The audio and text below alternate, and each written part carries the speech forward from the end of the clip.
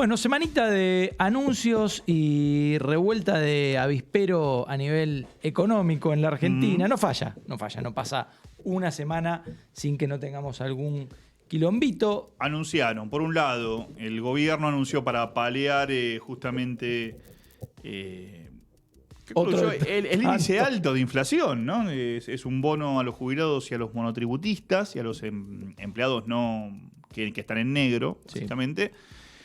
Y por otro lado anunció que es un proyecto de ley en realidad, ¿no? Lo de la renta inesperada. Un nuevo impuesto. Un nuevo impuesto. A falta de impuestos. Con un nombre medio extraño, esto de la renta inesperada, ¿no? Es maravilloso. Impuesto a la renta inesperada. La verdad, no lo logro entender bien. No, quiero hablar con alguien que me lo haga entender. Y para eso vamos a hablar con alguien que sí lo entienda. Y para eso tenemos del otro lado a Sergio Arelovich, economista, coordinador de Mirador de Actualidad del Trabajo y la Economía, entre otras tantas cosas de su currículum. Sergio, buenas noches. ¿Cómo estás? Gonzalo Jiménez te habla.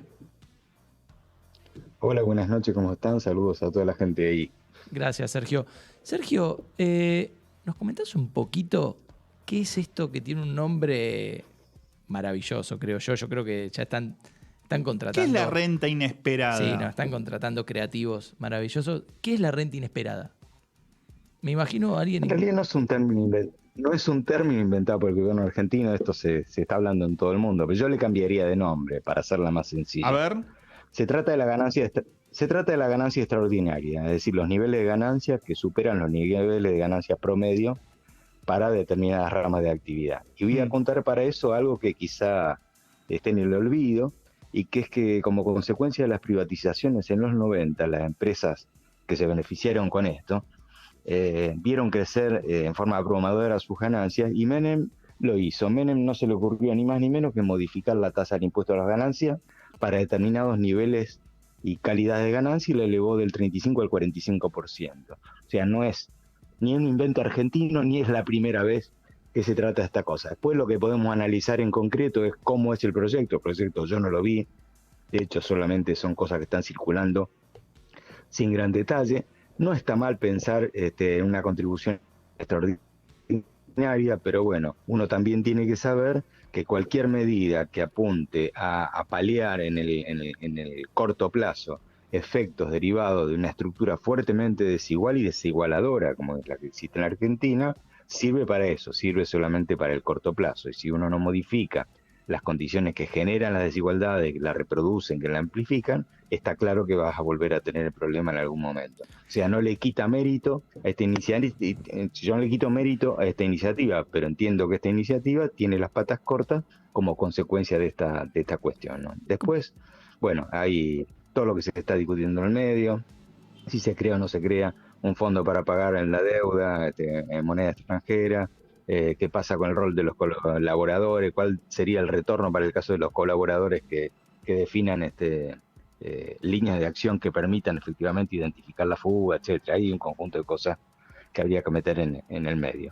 Yo también pienso que una de las cosas que se tiene a mano es el conjunto de normas existentes. Por ejemplo, ya no me refiero al tema de la renta inesperada, sino me refiero al tema de este 20% de sobretasa que se propone aplicar para el dinero no declarado. Y para esto está el impuesto a las ganancias. Lo que ocurre es que el ejército de colaboradores que en general tiene la empresa de mucho poder hace posible que frente a una determinación de AFIP esto quede muerto o se difiera tanto en el tiempo que no sirva absolutamente para nada. Pero no es un intento no es un nuevo blanqueo eso que están tratando de hacer, o sea, no.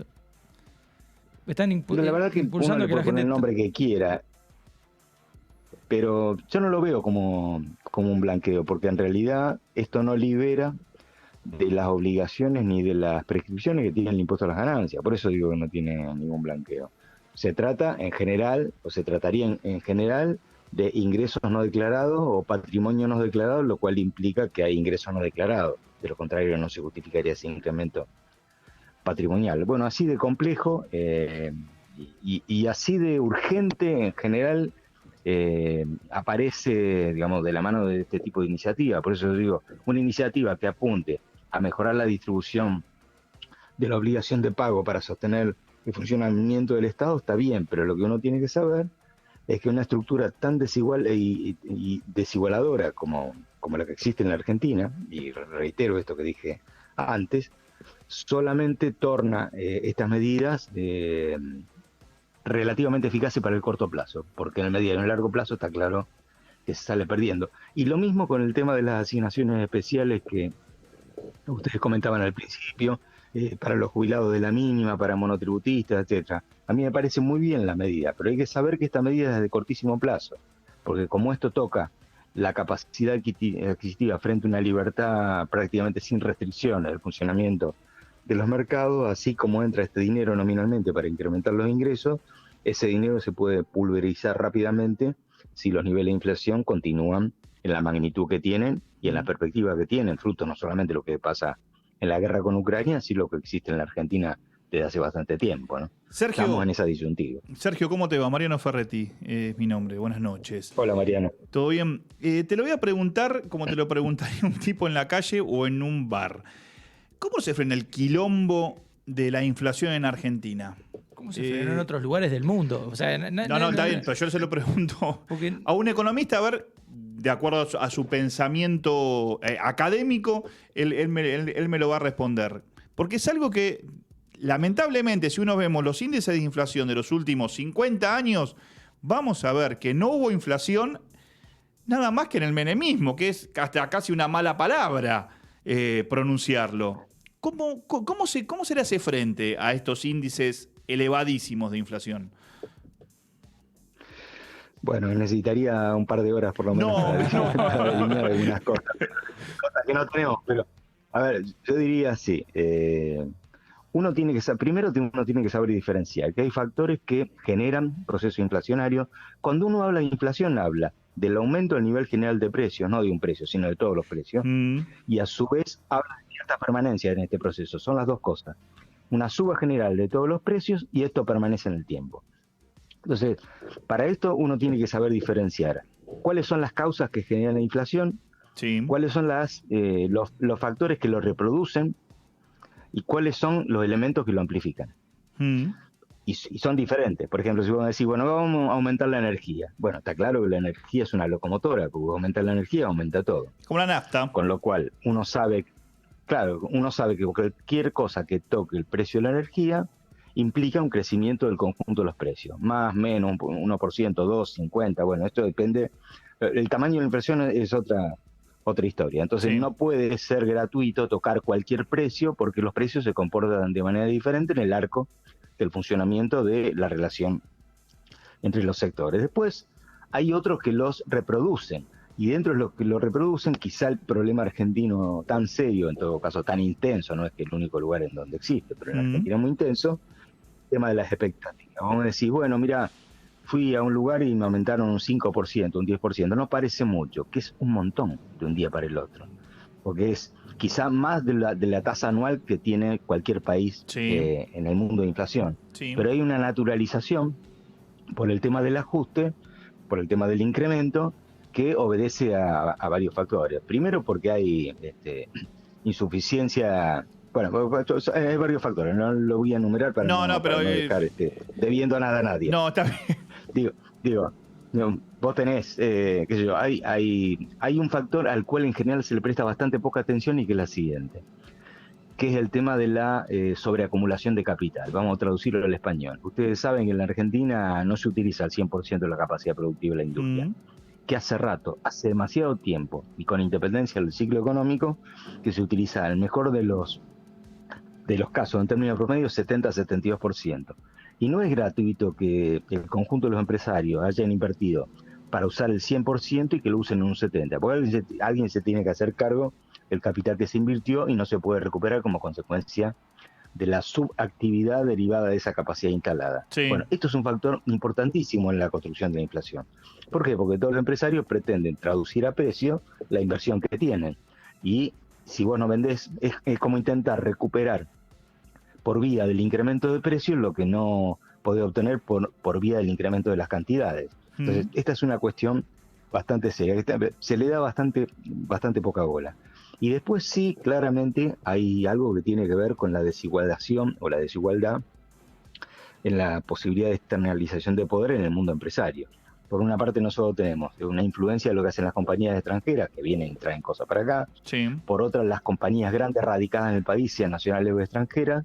Pero por otra, la pelea, la disputa por la distribución de la torta al mundo, dentro del mundo empresario, que es una cuestión que en general no se la mira con la, en mi opinión, ¿no? Con la intensidad con la que habría que mirarla, porque eso genera, o sea, hay empresas que solo viven sobre la base de poder imponer a otros la modificación de los precios.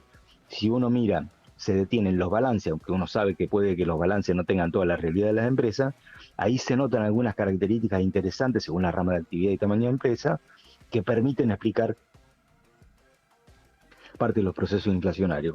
Por ejemplo, cuando las empresas ganan plata, hay empresas grandes que ganan plata no dedicándose a su actividad principal, o a la presuntamente su actividad principal, sino a la actividad financiera, especuladora o de servicio, está claro que hay algún problema. Y por ejemplo, si yo analizo, a ver, en las grandes cadenas de supermercado, ¿cuál es el negocio? ¿Comprar y vender cosas? No, falso. Ese no es el negocio. El negocio es el negocio inmobiliario de cómo se administran las góndolas, quién las sostiene, toda la tercerización de la atención de las góndolas, el precio que se paga por la distinta ubicación en las zonas de góndolas y un conjunto de otras cosas más. Entonces, no es el único ejemplo. Claro. Hay un conjunto de ramas de actividad que si uno analiza, te reitero, si uno analiza lo que ve, que la actividad presuntamente principal no es la que le aporta mayor utilidad, sino que la utilidad viene por otro lado. Y sobre todo cuando uno mira el uso de los excedentes económicos de la operación de la actividad principal metida en la especulación financiera, que da seguramente mucho más que la actividad principal. Que la actividad industrial en sí. La especulación comercial inclusive. Claro, sí. A ver, y si querés llevarlo al extremo, ahora vamos a mirar el sistema bancario. ¿Para qué sirve el sistema bancario? Bueno, tiene una función tradicional, intermediar entre la oferta y la demanda de dinero, con lo cual tiene capta depósito y por otro lado lo coloca bajo la forma de préstamo. Si uno mira hoy en la Argentina, ¿cuánto representan los préstamos respecto de este origen de fondo que son los depósitos? Y los préstamos están muy disminuidos y el grueso de la guita no está colocada en préstamos, sino que está colocada en títulos fundamentalmente públicos o en el capital financiero de corto plazo, que entre otras cosas son las LELIQs. Entonces los bancos viven fundamentalmente de administrar unas letras que le vende el Banco Central, para lo cual necesitan solamente una mesa de dinero, no los 104.000 puestos de trabajo que tiene el sistema bancario en la Argentina. Entonces algo anda mal ahí. Ahora, ¿y eso genera inflación? Claro que genera inflación, porque eso eleva un precio que no es relevado por ninguno de los índices de precios, que es la tasa de interés. Y sobre todo por la retracción de la oferta de dinero, porque a los bancos ni les interesa colocar un préstamo en las empresas con una enorme tasa de riesgo, y en cambio asumen que lo mejor es disminuir un poco la tasa, pero tener rentabilidad segura y aseguramiento de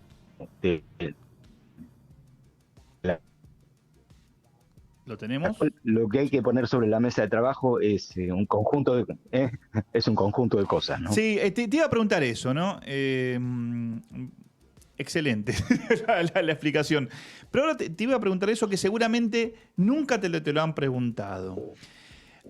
Dijiste que lo del impuesto o del proyecto de ley de aplicar el impuesto a la renta inesperada, de los bonos que se le van a dar a los jubilados, a los monotributistas, a los trabajadores no registrados, es una solución muy a corto plazo. ¿Qué debe hacer el Estado en realidad? La solución de fondo del Estado, ¿cuál? Ya sé que requiere una explicación similar a la que me acabas de dar para terminar con el quilombo Si lo supiera, estaría trabajando el ministro de Economía. Claro, bueno, pero ¿por dónde tendría que empezar a rumbear el Estado argentino como Estado? ¿Cuál sería una de las primeras medidas que tendría que tomar para atacar el problema de fondo? Mira, no hay un problema de fondo, son varios problemas de fondo, claro. Pero una cosa que está ausente en general de las políticas de gobierno, fundamentalmente de los gobiernos nacionales populares, no lo voy a pretender de los gobiernos neoliberales, no, seguro. De lo que está ausente es de tener un diagnóstico preciso sobre los procesos de concentración y centralización de capital, esto es sobre el proceso de la concentración de poder en pocas empresas, sean nacionales o extranjeras, la influencia que tienen sobre el circuito económico, sobre el ciclo económico, sobre la conformación de los precios, sobre la construcción del empleo, las presiones sobre el Estado, el pago o el no pago de impuestos, la elusión de impuestos, las guaridas fiscales o paraísos fiscales, o como le quieras llamar. Nosotros tenemos varios atrasos. Un atraso legislativo sobre eso, sí, muy fuerte. Por ejemplo, nosotros tenemos una ley de sociedades que es la vigente, la 19550, que es de una dictadura del 72. Y el mundo y las empresas y la estrategia de las empresas han cambiado lo suficientemente como para ver que esa ley es antiquísima, no solamente porque la hizo una dictadura. La de Lanuse. La de Lanuse. La de Lanuse, sí, sí, es la que está vigente, con algunas modificaciones para peor de la mano de Carlos Saúl I. Claro. Pero también tenemos la ley de concurso y quiebras, que es la que le sigue, la 19551, que también es del 72, es de Lanuse, que fue modificada para peor durante el gobierno de Menem. Pero también tenemos una ley de inversión extranjera que viene de la dictadura del 76 y una ley de entidades financieras que viene del año 77 y puedo seguir la lista. Esta es una cuestión, la legislativa, que la democracia que podemos concebir nunca la puso sobre la mesa de trabajo. Otra cuestión es la que comentaba hace un rato. Tenés que tener alguna estrategia para los cambios de estrategia que han tenido las empresas, las que se han multinacionalizado, las que se han extendido internacionalmente, las que tienen abiertas sociedades en paraísos fiscales, y prácticamente esto no se salva ninguna. Por ejemplo, yo leo las estadísticas tributarias que son el anuario que saca FIP. Sí. Entonces, me pregunto, a ver, ¿cuánto de lo que declaran las empresas, que son las empresas grandes fundamentalmente, cuánto de lo que declaran las empresas lo venden a su propia red de empresas, sean en la Argentina o en el extranjero? Es un montón. Si mirás en el país, las empresas más grandes declaran que aproximadamente el 35% de lo que venden dentro del país lo venden a empresas del grupo. O sea, hay una estrategia de creación de un conjunto de empresas para eludir, para diferir, para no pagar, para ocultar cómo se construye la ganancia, y esto afecta también a la inflación y por lo tanto a nivel general de los precios. Pero también ocurre en el mercado internacional, y esto depende de las ramas de actividad. Si yo tomo el complejo oleaginoso exportador, lo que puedo concluir es que la mayoría, por no decir en algunos casos el 100%, sino niveles cercanos al 90%, en términos promedio, al 92% de todo lo que se exporta, tiene como compradores a compañías que pertenecen al mismo grupo del exportador. Claro, y esto pasa en las extranjeras, pero también pasaba y pasa en las nacionales. Molinos Río del Plata, una compañía nacional, tiene a Molinos Agro, cuya casa matriz está ubicada en un paraíso fiscal. Vicentín, durante larguísimos años se exportaba masivamente lo que exportaba una compañía con sede en Panamá que era propia, y de ahí se reexportaba al mundo. En realidad la mercancía no iba a Panamá, sino que se dibujaba el viaje para poder administrar los precios. Pero como no está prohibido, por defecto está permitido. Claro. Entonces, ahí hay un atraso enorme que no tiene que ver, digamos, porque además uno no lo puede calificar como delito, porque no estaba prohibido. Eso permite explicar los efectos de la porosidad de la administración, por ejemplo, de las divisas y otras cosas más. Pero bueno, hay momentos políticos, hay capacidad o posibilidad de correlación de fuerzas, ¿viste? Claro. Sí. Sergio, poner en la agenda, sonaste. No, sí. Obvio. Escúchame, lo último para despedirnos. Y agradecerte el tiempo. Y agradecerte. Y la explicación, la verdad. Se despertó de vuelta el dólar blue. De a poquito se pegó, estaba bostezando y a la mañana. Patearon la cama y abrió los ojos. Y abrió los ojos. ¿Cuál es el panorama con el dólar? Porque parecía estar todo quietito. O sea, teníamos un montón de otros quilombos, menos el del dólar blue. Y ahora se despabiló. ¿Se despabiló o nada? Fue un acto reflejo. Movimiento de mercado. ¿Vos qué dirías si, por ejemplo, en un periódico como Ámbito Financiero, Cronista Comercial, Clarín, La Nación, todos los días se publicase el precio en el mercado negro de autopartes sacadas de autos robados? Eso no se hace, ¿no? Que es ilegal, no, claro, sí. No es que las autopartes sean ilegales, lo que es ilegal es el mercado. Sí. Uh-huh. Entonces hay una naturalización de la publicación del precio de una mercancía que se comercia en un mercado ilegal. Sí, pero es el dólar, la verdad que es para el resto. La cotización. Pero es la cotización que todos los que manejan. Es una construcción. Es una construcción mediática de poder económico. Bueno. Yo si soy gobierno, tengo que evitar que se publique en los diarios. Si lo publica, lo meto preso. A ver, con eso yo no soluciono que se resuelva, pero la verdad que el tema del dólar negro, el precio del dólar negro, la circulación del dólar negro, solo es posible en la medida en que esté naturalizado fundamentalmente por las áreas gubernamentales. Y ahí hay que actuar de otra manera. Yo sería duro en ese sentido. Por eso te lo digo irónicamente con el tema de las autopartes de un auto robado. Sí, Está claro que nadie publicaría pero ¿sabés eso. lo que pasa? Que al igual que la autoparte, el auto robado, cuando la vas se a... necesita el billete o se necesita la la parte. autoparte y la vas a tener que comprar y vas a tener que pagar el precio que te la están vendiendo. No la vas a ver en el diario, pero la vas a tener que comprar igual. Y hay una necesidad de comprar dólar porque argentino no tiene capacidad de ahorro en otra cosa que no sea dólar y va y termina comprando el dólar blue y... Bueno, ahí también Y el también es empresario agarra y adapta a dólar blue Sus cosas, ¿eh? sus cotos, porque yo trabajo en un área de Sí, compras. pero está naturalizado y eso. está naturalizado, lamentablemente. Y si está naturalizado, quiere decir que el dólar que tiene un precio irreal es el dólar oficial. Tendría que ser el dólar Bueno, oficial. ¿Pero tenés acceso al dólar oficial? No. No, pero no, sí, ¿cómo? Es falso. A ver, cuando vos importás, lo que haces es pagar al dólar oficial, no al dólar negro. Está bien, pero después hay un montón de tejes y manejes en donde... Si yo quiero viajar mañana a Brasil, no tengo capacidad de comprar moneda extranjera. Tengo que ir a comprar... ¿Cómo que no? limitado. Yo no tengo, yo no Sí, puedo, sí, porque, por bueno. ejemplo, la empresa donde yo trabajo Claro. cobró el IFE. Entonces yo no tengo capacidad de ir a comprar ni siquiera $200. Tu Tengo que ir a comprarlo al mercado negro. Tenés que caer Bueno. en el mercado negro, claro. Tengo que ir al mercado negro. Entonces, Ahí tenés varias cosas. Digamos. No es que no podés comprar con una tarjeta de crédito afuera. no, En realidad también, el problema ahí lo vas a tener con el pasaje. claro. Y también sé que esa limitación respecto de los viajes al exterior es una limitación que ultra coyuntural por lo que pasó el año pasado. Entonces, bueno, si no podés ir este año y podés ir el año que viene, no pasa nada.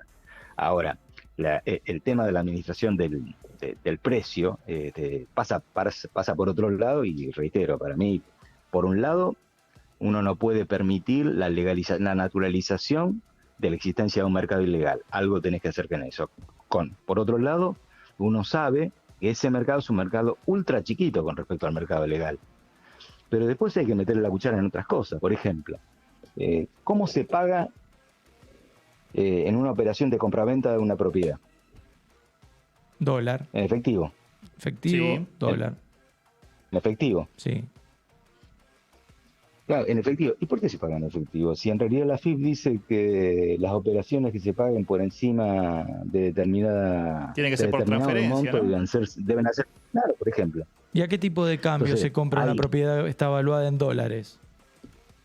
¿Al ¿Y qué oficial? importa? Es un acuerdo eso no importa porque es un acuerdo entre las partes. Ahora, yo lo que haría es que eso se viabilice por medio de una transferencia, inclusive de cuenta moneda extranjera. Cuenta moneda extranjera, moneda local, moneda local. Ahora, nadie se quiere meter en eso porque es políticamente incorrecto.